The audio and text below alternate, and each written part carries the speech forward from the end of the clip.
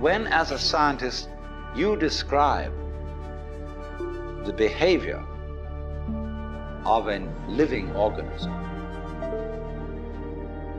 you try to say what a person does. It's the only way in which you can describe what a person is. Describe what they do. Then you find out that in making this description, you cannot confine yourself to what happens inside the skin. In other words, you can't talk about a person walking unless you start describing the floor. Because when I walk, I don't just dangle my legs in empty space. I move in relationship to a room. And so in order to describe what I'm doing when I'm walking, I have to describe the room. I have to describe the territory.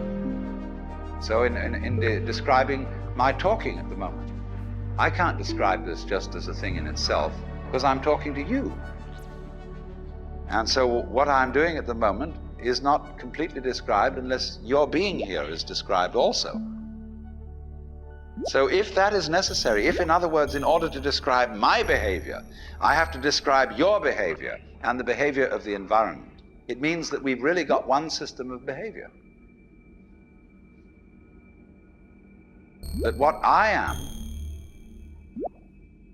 involves what you are.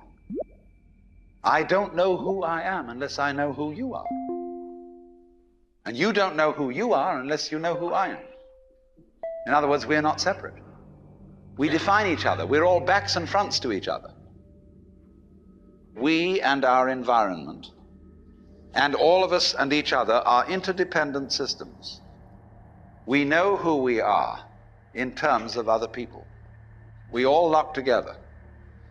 And this is, again and again, the serious scientific description of how things happen.